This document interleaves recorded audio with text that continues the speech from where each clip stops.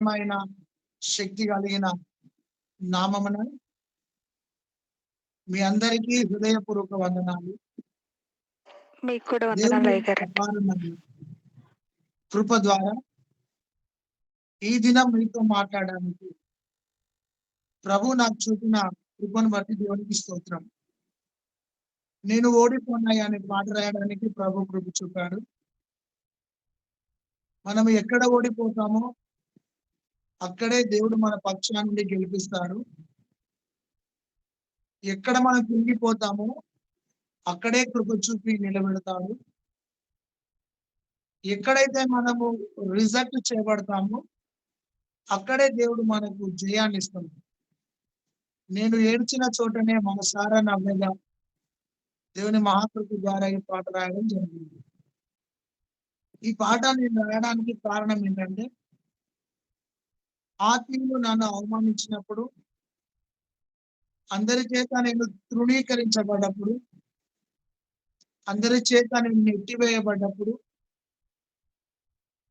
ఒక bus stop లో కూర్చొని ఒక చిత్తు కాగితం మీద ప్రభువా నేను ఎక్కడైతే ఓడిపోతున్నానో అక్కడ నా పక్షాన నిలబడు, నా అవమానమును ఆనందంగా మార్చని కన్నీళ్లతో రాసిన ఆ పాట ప్రపంచంలో ఉన్న ప్రతి వ్యక్తిని బలపరిచింది, స్థిరపరిచింది. రాసింది నేనైనప్పటికీ ఈ పాట వింటున్న వారందరికీ ఈ పాటని నేను ప్రతి చోట చెప్తాను. దేవుని కృప ద్వారా రాయడం జరిగింది, కానీ అది ప్రతి వారికి ఆ పాటను అంకితం చేశాను. పాడుతున్న ప్రతి వారిది ఈ పాట అని చెప్తాను. దేవునికి మహిమ కలుగును గాక. ఒక పల్లవి చరణం పాడుతుంది. నేను నేర్చిన చోటనే మనసారా నవ్వెదా, నేను పడిన చోటనే ప్రభు కొరకై నిలిచెదా,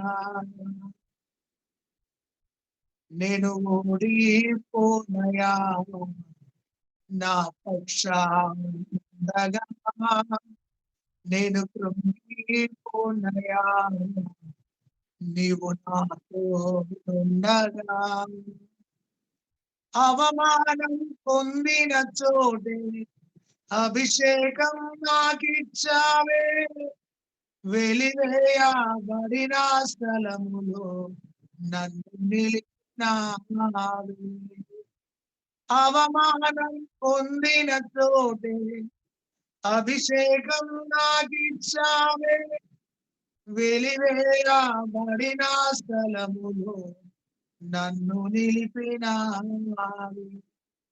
ఖ్యాతినిచ్చి ఘనతానిచ్చి మంచి పేరు నాకిచ్చావే, ఖ్యాతినిచ్చి ఘనతానిచ్చి మంచి పేరు నాకిచ్చావే, శాశ్వతమైన కృపతో నన్ను నడుపుచున్నావు, నేను ఓడిపోనయా నా పక్షానుండగా, నేను కృంగిపోనయా నీవు నాతో ఉండగా, నిందలన్నీ పొందిన చోటి ఘనతనిచ్చినావే, నా శత్రువులెదుటే నాకు విందు చేసినావే. నిందలన్నీ పొందిన చోటే ఘనతనిచ్చినావే, నా శత్రువులెదుటే నాకు విందు చేసినావే. ఖ్యాతినిచ్చి ఘనతానిచ్చి మంచి పేరు నాకిచ్చావే, శాశ్వతమైన కృపతో నన్ను నడుపుచున్నావు, నేను ఓడిపోనయా నా పక్షానుండగా, నేను కృంగిపోనయా నీవు నాతో ఉండగా. నన్ను చూచి నవ్విన చోటే నా తలపైకెత్తినావే, నన్ను దూషించిన చోటే దీవించినావే. నన్ను చూచి నవ్విన చోటే నా తలపైకెత్తినావే, నన్ను దూషించిన చోటే దీవించినావే. నేను ఓడిపోనయా నా పక్షానుండగా, నేను కృంగిపోనయా నీవు నాకు తోడుగా. హల్లెలూయా. నా హల్లెలూయా. ఆత్మీయ జీవితంలో నా అన్నవాడు, నన్ను ప్రేమించిన వాడు, నేను ఎవరినైతే నమ్ముకున్నానో వారు నా చేయి విడిచిపెట్టినప్పుడు, నన్ను రిజెక్ట్ చేసినప్పుడు, నీలో ఉంది అభిషేకం కాదు, నీలో ఉంది దురాత్మ అని నన్ను రిజెక్ట్ చేసినప్పుడు, ప్రభువా నేను ఎక్కడైతే ఓడిపోతున్నానో అదే ప్రజల ఎదుట నాకు ఖ్యాతిని ఘనతనివయ్యా, నా అవమానాన్ని అభిషేకంగా మార్చయ్యని ఒక చిత్తు కాగితంలో రాసిన, పేపర్ రాసినది ప్రపంచమంతా ఆ పాట అనేకులను బలపరిచింది. దేవునికి స్తోత్రం కలుగును గాక. హల్లెలూయా. ఈ జూమ్ లో ఉన్న నా ఆత్మీయులారా, నువ్వు ఎక్కడ ఓడిపోతున్నావో అక్కడే నువ్వు విజయం పొందాలి. నువ్వు ఎక్కడ ఏడుస్తున్నావో అక్కడే నువ్వు మనసారా నవ్వాలి. నిన్ను ఎక్కడైతే అవమానించారో అక్కడే నువ్వు అభిషేకం పొందుకోవాలి. అక్కడే బలమైన కార్యాలు మీ ద్వారా ప్రభు జరిగిస్తాడు. ఈ వరంగల్ పట్టణంలో మేడగది సహవాసాన్ని దేవుడు ఆశీర్వదించాడు. అది దేవుని కృప. దేవుని వాక్యంలోనికి వెళ్దాం. ఈరోజు మన అంశం ఓబేదేదోము. ఓబేదేదేము అన్న మాటకు అర్థము ఏదోము సేవకుడు.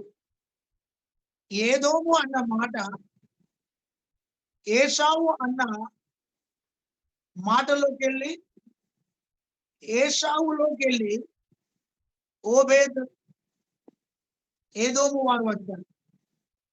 ఆత్మీయుడా, ఈ ఓబేదేదేము ఎక్కడి వాడు, ఏ ప్రాంతం వాడు, ఏ ప్రజకు చెందినవాడు, అతడు ఎక్కడి నుండి దావీదుపురానికి వచ్చాడు, మనము ధ్యానించుదాం. ఓబేదేదేము అన్న మాటకు ఏదోము సేవకుడే కాదు, మరుగైన సేవకుడు. ఎవరికి కనపడకుండా ఆత్మీయ భక్తితో దేవుని యందు నిలిచిన వాడు ఓబేదేదోము. ఇతడు గాదు ప్రాంతానికి చెందినవాడు. గాదు ప్రాంతంలో ఫిలిస్తీన్లు ఉంటారు, సున్నతి లేని వారు ఉంటారు, దూరస్తులైన వారు ఉంటారు, దేవునికి అయాస్యకరమైన వారు, ఇశ్రాయేలీలకు వ్యతిరేకమైన వారు ఈ ఫిలిస్తీన్. వీరు సున్నతి లేని వారు. అయితే ఆత్మీయులారా, ఈ ఓబేదేదోము ఇశ్రాయేల్ దేశానికి ఎలా వచ్చాడు? ఈ ఎన్నిక లేనివాడు, ఈ యోగ్యత లేనివాడు, ఈ అర్హత లేనివాడు, ఈ దూరస్తుడైన వాడు, ఈ ఫిలిస్తీయుడైన వాడు, ఈ మరుగైన వాడు, ఏదోము సేవకుడు, గుర్తింపు లేనివాడు ఏ విధముగా ఇశ్రాయేల్ దేశానికి వచ్చాడు? మనం ఆలోచన చేద్దాం. దావీదు గొల్యాతును హతమార్చిన సంఘటన, గొల్యాతును లేపర్చిన సంఘటన, ఈ గిత్తీయుడైన, ఈ ఫిలిస్తీయుడైన, ఏదోము సేవకుడైన ఓబేదేదోము విన్నాడు. ఈ దావీదు శక్తి కలిగిన వ్యక్తి, ఈ గొల్యాతును హతమార్చిన వ్యక్తి, ఫిలిస్తీన్లలో ఇశ్రాయేలు దేవుడు గొప్పవాడు అన్న వార్తను విన్న వ్యక్తి ఓబేదేదోము. దేవుని యొక్క శక్తిని, దేవుని యొక్క గొప్పతనాన్ని ఈ ఒబేదేదేము విన్నాడు. గిత్తీయులు దేవునికి దూరస్తులు. అయితే ఆత్మీయులారా, ఈ దావీదు గాతు ప్రాంతంలో ఉన్నప్పుడు, దావీదు యుద్ధం చేసినప్పుడు, దావీదు యొక్క గొప్పతనాన్ని తెలుసుకున్న వ్యక్తి ఈ ఒబేదేదోము. అయితే దేవుని సేవకుడైన రాజైన దావీదును మరుగుగా వెంబడించి గాతు పట్టణము నుండి ఇశ్రాయేలు దేశానికి దావీదు యొక్క శక్తి కలిగిన దేవుని యొక్క యెహోవా నామాన్ని తెలుసుకొని గాతు ప్రాంతం నుండి ఇశ్రాయేలు ప్రాంతానికి వచ్చిన ఒక మరుగైన వ్యక్తి, ఎన్నిక లేని వ్యక్తి. 2వ సమూయేలు గ్రంథం 6వ అధ్యాయం 10వ వచనాన్ని చూస్తే, ఈ ఒబేదేదోము దేవుని సేవకుని దావీదు పురానికి రావడానికి ఇష్టపడ్డాడు. ఇతడు దూరస్తుడు గాని దావీదు సాక్ష్యము విని, దావీదులో ఉన్న దేవుని గొప్ప కార్యాన్ని విని, ఒక అన్యుడు, ఒక దూరస్తుడు దేవుని సన్నిధికి వచ్చాడు. ఆత్మీయులారా, నీలో ఉన్న శక్తిని గ్రహించి, నీలో ఉన్న అభిషేకాన్ని గ్రహించి, రబానా సకాల, నీలో ఉన్న ఆత్మ తీవ్రతను గ్రహించి, నీ సాక్ష్యాన్ని విని, నీ పాటను విని, నీలో ఉన్న శక్తిని గ్రహించి, నీ దేవుడైన యెహోవాను తెలుసుకొనుటకు, నీలో ఉన్న యేసును తెలుసుకొనుటకు, నీలో ఉన్న అభిషేకమైన పరిశుద్ధాత్మని తెలుసుకొనుటకు, నీలో ఉన్న సాక్ష్యం ద్వారా ప్రజలు క్రీస్తు దగ్గరికి రావాలి. హల్లెలూయా. ఈ యొక్క ఒబేదేదోము దావీదు గొప్పతనాన్ని తెలుసుకొని యేసు అంటే దేవుడైన యెహోవా సన్నిధికి వచ్చాడు. మన చుట్టూ కూడా ఒబేదేదోము లాంటి వారు, చీకటిలో ఉన్నవారు, దూరంగా ఉన్నవారు, దేవునికి ఆయాసకరంగా ఉన్నవారు తను బట్టి దేవుని సన్నిధికి రావాలని నా మనసారా కోరుతున్నాను. దేవునికి స్తోత్రం. ఆ విధంగా ఈ గిత్తీయుడైన ఒబేదేదోము ఇశ్రాయేలు దేశానికి వచ్చాడు. దేవునికి మహిమ కలుగునుగాక. ఇతడు వచ్చి దావీదు అంతఃపురములో ఒక ద్వారపాలకుడిగా దేవుని సేవ జరిగించినాడు. మొదటి దినవృత్తాంతాల గ్రంథం 15వ అధ్యాయం 18వ వచనంలో ద్వారపాలకుడైన ఒబేదేదోము, ద్వారపాలకుడు అనగా వాచ్మెన్. ఆ పురములోనికి ఎందరు రావాలి, ఎందరు వెళుతున్నారని ఒక దూర దృష్టి కలిగిన వ్యక్తి. అంతేకాదు, ఒక మెలకువ కలిగిన జీవితం గల వ్యక్తి. 24/7 24 గంటలు ఆ రాజ్యంలోనికి ఏ శత్రువు రాకుండా ద్వారపాలకుడిగా ఒక దూర దృష్టి కలిగి, కావలి వాడిగా, కన్నులెత్తిన వాడిగా, నలుదిక్కుల చూచే వ్యక్తిగా, దావీదు సామ్రాజ్యానికి ఉపకారం చేసే వ్యక్తిగా, ఆ యొక్క సామ్రాజ్యాన్ని కాపాడే వ్యక్తిగా తన జీవితాన్ని సాక్రిఫైస్ చేసి ద్వారపాలకుడిగా, ఒక వాచ్మెన్ గా పనికొచ్చినాడు. వాచ్మెన్ మెలకువగా ఉంటేనే ఇల్లు కాపాడబడుతుంది. వాచ్మెన్ సాహసం కలిగిన వ్యక్తిగా ఉంటేనే ఆ సామ్రాజ్యంలో నెమ్మది ఉంటది. ఆత్మీయులారా, ఒక దూరస్తుడు ఇశ్రాయేలు దేశానికి రావడం సాక్ష్యం విని, రెండోది అతడు దావీదు యొక్క పురానికి ఒక ద్వారపాలకుడిగా తన జీవితాన్ని సాక్రిఫైస్ చేశాడు. దేవునికి స్తోత్రం. ఈరోజు మన ఆత్మీయ జీవితాలలో దేవుని సేవ కోసం మనం బలిపీఠం మీదకి వచ్చాం. మనలో దేవుడు చూసేది సాక్రిఫైస్ చూస్తాడు, త్యాగం చూస్తాడు. ఈ ద్వారపాలకుడు వెలుచూపుతో బ్రతకలే, దూరదృష్టితో బ్రతికినాడు.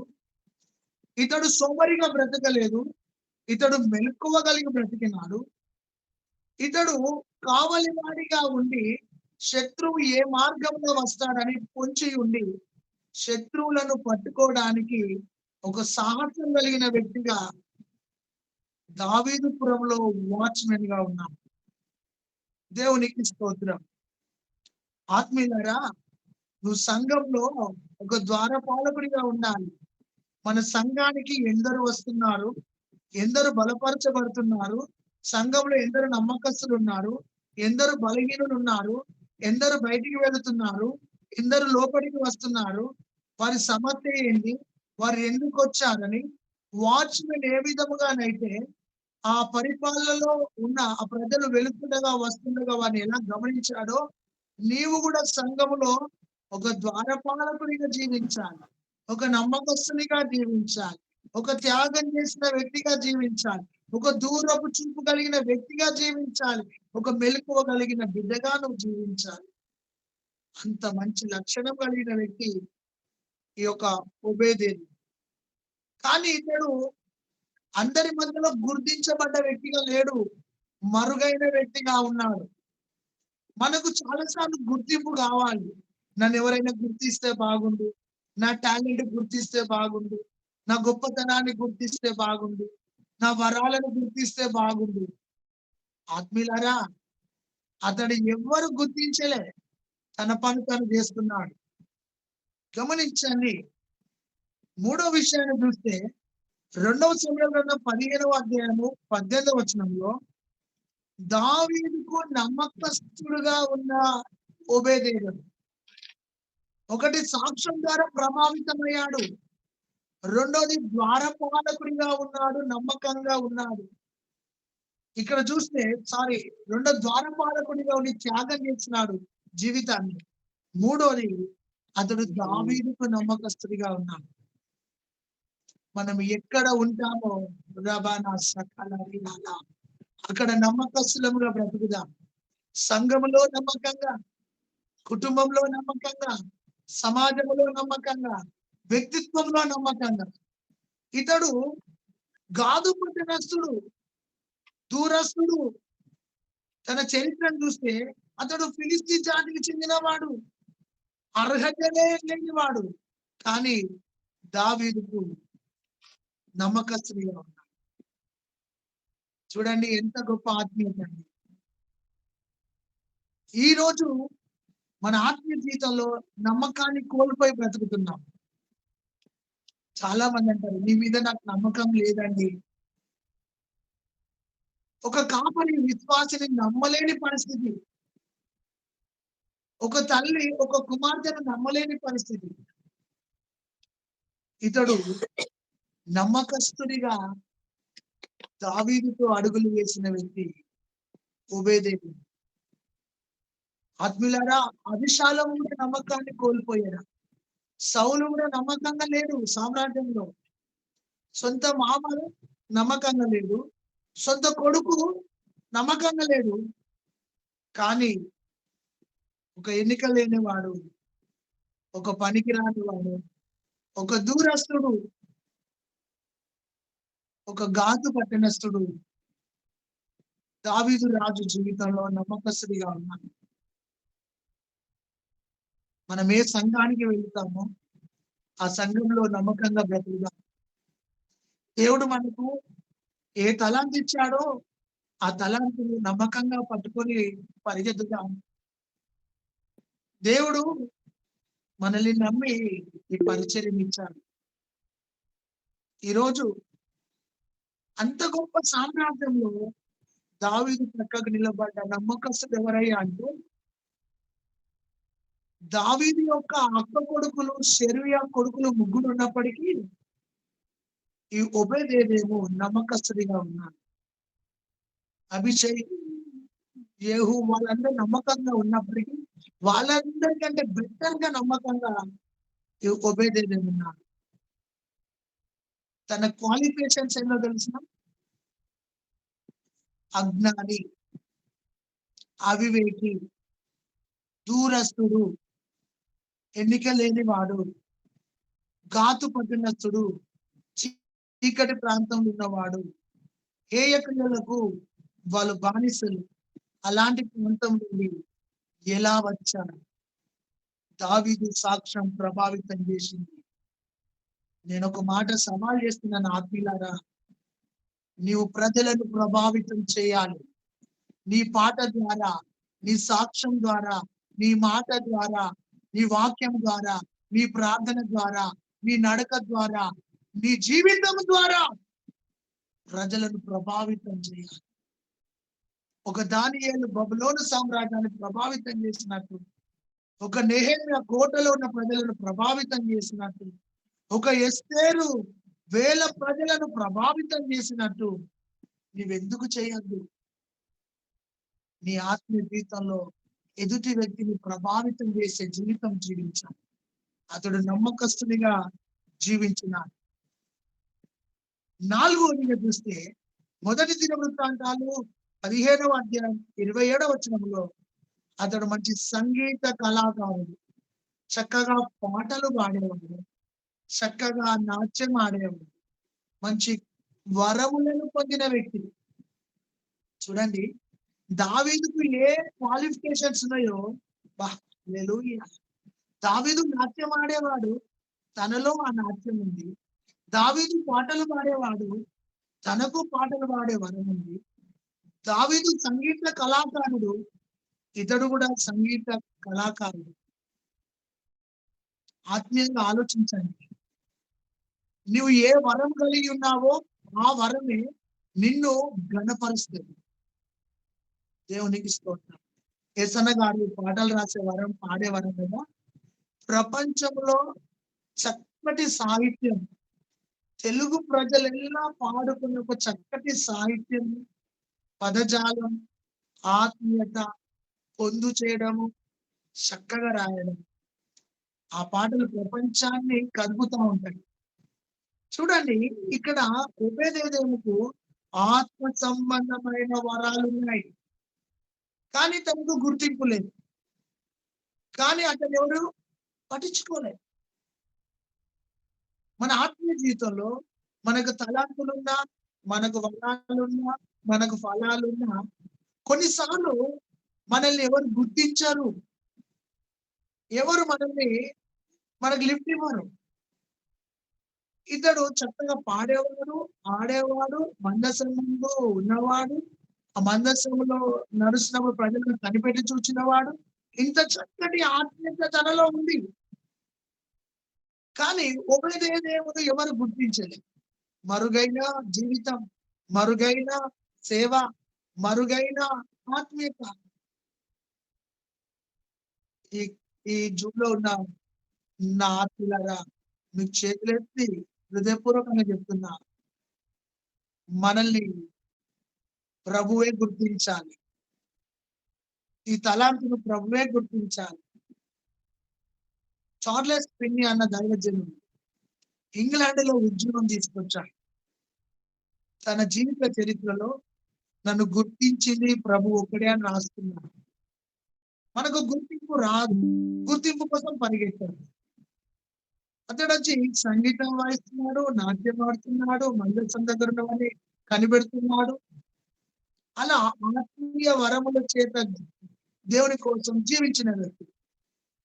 మొదటి మాట, దావీదు సాక్ష్యం ద్వారా ప్రభావితమై ఇజ్రాయెల్ దేశానికి వచ్చాడు. రెండోది, ద్వారపాలకునిగా జీవితాన్ని త్యాగం చేశాడు. మూడోది, దావీదుకు నమ్మకస్తుడిగా జీవించినాడు. నాలుగోది, ఆత్మీయ వరముల చేత నడిపించబడుతున్న వ్యక్తిగా ఉన్నాడు. దేవునికి స్తోత్రం. 5వ ఆత్మీయత 2వ సమూయేలు గ్రంథం 6వ అధ్యాయం 11వ వచనంలో, సంసిద్ధుడైన మందసము ముందు నడిచిన ఒక అద్భుతమైన వ్యక్తి. దేవునికి స్తోత్రం. వేల ప్రజలు మందసంతో నడుస్తున్నారు. ఆ వేల ప్రజల్లో ఇతడొకడు. 30,000 మంది నడుస్తున్నారా? 60,000 మంది నమ్మకస్తులు నడుస్తున్నారా? 300 మంది దావీదు పర్సనల్ సెక్రటరీ నడుస్తున్నారా? సీక్రెట్ గా నడుస్తున్నవారు. అలా వేల ప్రజలు మందసంతో వెళుతున్నారు. ఆ ప్రజలలో ఇతడొకడు. ఆలోచించండి. అది దావీదు పురానికి వెళ్తున్నది. నాకోరు అన్న స్థలం కాడికి రాగానే ఎద్దు కాలు జరిగిన మందసం పడిపోతుండగా ఉజ్జా పట్టుకున్నాడు. చచ్చిపోయాడు. ఆలోచించండి. నాకోరు అన్న మాటకు స్థిరపడ్డ తరువాత జారిపోవుట. ప్రభువు మనల్ని ఆత్మీయంగా స్థిరపరిచిన తరువాత సేవలో నుండి పడిపోయేవారు, విశ్వాసంలో నుండి జారిపోయేవారు, భక్తిలో నుండి జారిపోయేవారు, ఆత్మీయత నుండి జారిపోయేవారు స్థిరపడ్డ తరువాత మనిషే గర్వించినట్టుగా, హిజ్కియా గర్వించినట్టుగా, ఉజ్జా పడిపోయినట్టుగా ఆత్మీయులారా కొన్నిసార్లు స్థిరపడిన తర్వాత జారిపోతా ఉంటాం. నాకు అన్ని తెలుసన్నా, నాకు అంతా తెలుసన్నా, నాకు అనుభవం ఉన్నదన్నా అన్న వాళ్ళు పడిపోయిన వారు లేరా? సారీ, దాన్ని హిజ్కియా అన్నాను. ఉజ్జియా కూడా ఆయన జారిపోయాడు. ఆత్మీయంగా దావీదు స్థిరపడ్డ తర్వాత జారిపోలేదా? నీ ఆత్మీయ జీవితంలో నాకోరు అనే స్థలము దగ్గర స్థిరపడ్డ తరువాత, బలపరచబడ్డ తరువాత, పేరు వచ్చిన తరువాత, ఘనత వచ్చిన తరువాత, ఖ్యాతి వచ్చిన తరువాత, హెచ్చింపు కలిగిన తరువాత, దేవుడు నిన్ను ఘనపరుస్తున్న సమయంలో జారిపోతున్నావేమో. నా పరిశుద్ధాత్ముడు నిన్ను చూసి దుఃఖించాలి. మనిషే కూడా ఆ విధంగా ఇష్టానుసారంగా చేసిన తర్వాత అన్యరాజు తీసుకుపోయి బంధకంలో బంధించిన తర్వాత అప్పుడు శ్రమలో అయ్యో నా పితరులైన యెహోవా దేవా నేను శ్రమలో ఉన్నాను అని కేకలు వేశాను. సరే ఆత్మీయులారా, జారిపోయినప్పుడు ఆ మందసం దగ్గర ఉన్న వ్యక్తి, ఆ మహిమగల మందసము దగ్గర నిలబడ్డ వ్యక్తి ఓబేదేదోము వేల ప్రజల సంగీతం, ఆరాధన, ఆర్భాటం, పాటలు, నాట్యము, ఆరాధన మంచిది. అంత చక్కగా మందసము వెళుతుండగా ఆత్మీయంగా అతడు సంసిద్ధుడై, ఆత్మీయత గలవాడై మందసము ముందు వెళుతున్నాడు. కాలు జారగా, పట్టుకొనగా, చనిపోగా దావీదు ఆలోచించి స్టిల్ నిలిచిపోయాడు. ఎటు వెళ్ళాలో తోచని స్థితి, మందసాన్ని ఎక్కడికి తీసుకు వెళ్ళాలో తోచని స్థితి. చూడండి, ఆ మందసాన్ని ఎద్దుల బండి మీద తీసుకొని వస్తున్నాడు. మందసాన్ని మోసేది లేవీలు, యాజకులు, పరిశుద్ధ జనం, ప్రతిష్ఠించబడ్డవారు, ఎన్నిక చేయబడ్డవారు, జీవితాన్ని బలిపీఠం మీద పెట్టిన వారు, సమర్పణ కలిగిన వారు, వైరాగ్యం కలిగిన వారు, ఆత్మతో నడిపించబడేవారు. లేవీలు ఆ మందసాన్ని మోసుకొని వెళ్ళాలి. ఫిలిస్తీయులు వెళ్లే మార్గంలో త్వరగా నా ఇంటికి మందసం రావాలి, త్వరగా నా ఇంటికి ఆశీర్వాదం రావాలి, త్వరగా నా ఇంటికి అభిషేకం రావాలి, త్వరగా నాకు పేరు రావాలి, ఘనత రావాలని ఎద్దుల బండి మీద తీసుకొస్తున్నాం. అది ఆ ఎద్దుల బండి మీద తీసుకెళ్లేది ఫిలిస్తీయులది ఆచారం. అయితే కరెక్ట్ పనిని రాంగ్ వేలో చేస్తున్నారు. సంసోన్ కూడా నాగిరి చేయబడ్డ వ్యక్తి, పచ్చిదాడ ఎముక ముట్టుకోవద్దు. ఒక మంచి పనిని అక్రమంతో చేస్తారు కొందరు, అది మంచిది అండి అంటారు. చూడండి, నీ ఆత్మీయ జీవితంలో కొన్నిసార్లు నేను మంచి చేస్తున్నానని ఆ మంచి పనిని నువ్వు ఒకవేళ నీ మనస్తత్వంతో చేస్తున్నావేమో, ఆత్మని ప్రక్కన పెట్టి, వాక్యాన్ని ప్రక్కన పెట్టి, నీ లాజిక్ ప్రకారం, నీ ఆలోచన ప్రకారం, నీ నీ సొంత తెలివితో ఎప్పుడు చేయొద్దు. నేను ఒక అన్నగా చెప్తున్నా, ఒక సేవకునిగా చెప్తున్నా, నిన్ను ప్రేమించిన వ్యక్తిగా చెప్తున్నా. దేవునికి స్తోత్రం కలుగును గాక. ఆ మందసము అన్నాడు, నా ఇంటికి తీసుకెళ్తాను అన్నాడు. ఆ 30,000 మందిలో పరిశుద్ధత గల వ్యక్తి, ఆ 30,000 మందిలో భక్తి గల వ్యక్తి, ఆ 30,000 మందిలో ఆత్మీయత గల వ్యక్తి, నమ్మకస్తుడైన వ్యక్తి, యథార్థవంతుడైన వ్యక్తి, భక్తి కలిగిన వ్యక్తి, ఆత్మ కలిగిన వ్యక్తి, సిద్ధపడ్డ వ్యక్తి, సంసిద్ధుడైన వ్యక్తి గుర్తించలేవరు. కానీ ఒక రోజు వచ్చింది. ఆ ఒక్క రోజు ఎదురు చూడు. అప్పుడు దావీదు అన్నాడు, అయ్యా ఈ మందసాన్ని మా ఇంటికి తీసుకొని వెళ్ళి. నీకేం క్వాలిఫికేషన్స్ ఉన్నాయి బాబు? అసలు ఎవరు నువ్వు తెలుసా? నువ్వు గాతు పట్టినస్తుడివి. నువ్వు దగ్గర దగ్గర ఫిలిస్తీ జాతికి చెందిన వాడివి. ఏదోములో నుండి వచ్చిన వాడివి. నీకు అర్హత లేదు, యోగ్యత లేదు. ఇది మహిమ కలిగిన మందసం. నేనే హడలుతున్నా, భయపడుతున్నా. కానీ అయ్యా, నీ శక్తి కలిగిన దేవుని వాక్యాన్ని, నీ సాక్ష్యాన్ని విని ప్రభావితమైన వ్యక్తిని, ద్వారపాలకునిగా ఉండి జీవితాన్ని దారపోసిన వ్యక్తిని, నీ సామ్రాజ్యంలో నమ్మకంగా ఉన్న వ్యక్తిని. నీ కొడుకు నమ్మకంగా లేకున్నా, నీ మామ నమ్మకంగా లేకున్నా, నేను నమ్మకంగా బతికినానయ్యా. ఆత్మ వరాల చేత దేవుని ఆరాధిస్తూ, ఆత్మ సంబంధమైన పాటలు పాడుతూ, ఆత్మీయత కలిగి బ్రతికినానయ్యా. సంసిద్ధుడనై మందసాన్ని చూస్తూ దేవుని సన్నిధిలో బ్రతికిన వ్యక్తిని. ఆ మందసం ఒబేదేదోము ఇంటికి వెళ్ళింది. ఆత్మీయులారా, కొన్నిసార్లు అవకాశాలు నీ దగ్గరకు వచ్చినప్పుడు దేవునికి లోబడాలి. 30,000 మంది వెనుకకు తిరగాలి. ఎక్కడికి వెళ్ళాలి? ఒబేదేదోము. అర్హత లేని వానింటికి మహిమ వెళుతున్నది. రాబానా సకాల. ఒక ఎన్నిక లేని వానింటికి మందసం వెళుతున్నది. Praise the lord. ఆ మందసములో రాతి పలకలు, దేవుని వాక్యం, అహరోను చిగురించిన కర్ర, పునరుత్థానుడైన యేసు, మన్నా పాత్ర, పరిశుద్ధాత్మ సన్నిధి, ఆ తండ్రి అయిన, ఆ కుమారుడైన, ఆ పరిశుద్ధాత్మ మహిమగల సన్నిధి ఒక ఎన్నిక లేని వారింటికి దేవుని సన్నిధి వెళ్తుంది. నా ఆత్మీయులారా, మన పూర్వం దూరస్తులం, పూర్వం బలహీనులం, పూర్వం శత్రువులం, పూర్వం పాపులమై ఉండగా ఆయన మన కొరకు చనిపోయాడు. ఆయన మన కొరకు ప్రాణం ఇచ్చాడు. నీవు నేను ఒకప్పుడు ఒబేదేదోము వలె చీకటిలో ఉన్న వాళ్ళం, గాతులో ఉన్న వాళ్ళం, ఏదోము సంతతికి చెందిన వాళ్ళం, చీకటిలో ఉన్న వాళ్ళం, అన్యాచారంలో ఉన్న వాళ్ళం. కానీ కృప మనల్ని వెంటాడింది. కృప మనల్ని కోరుకున్నది. కృప మనల్ని పరిపూర్ణ చేసింది. మన నీతి, భక్తి, యథార్థత కాదు, ఆయన ఉచితమైన కృపయే మనల్ని నీతిమంతులుగా చేసింది. ఆ దూరస్తుడు దావీదు దగ్గరికి వచ్చినట్టుగా నీవు దేవుని దగ్గరికి వచ్చావు. అతడు నమ్మకంగా బ్రతికినట్టుగా మనం నమ్మకంగా బ్రతుకుదాం. అతడు సంసిద్ధిలో బ్రతికినట్టుగా మనం సంసిద్ధిలో బ్రతుకుదాం. అతడు ఆరోగ్యంగా బ్రతికినట్టుగా మనం ఆరోగ్యంగా బ్రతుకుదాం. అతడు ప్రభావితమై తన జీవితాన్ని దావీదు దగ్గరికి తీసుకొచ్చినట్టుగా మన ప్రభు దగ్గరికి వద్దాం. ఆ విధంగా మందసాన్ని అనగా దేవుని సన్నిధిని, దేవుని అభిషేకాన్ని మన ఇంటికి తీసుకొని వెళదాం. మన వాడలోనికి తీసుకొని వెళదాం. మన ప్రాంతంలోనికి తీసుకొని వెళదాం.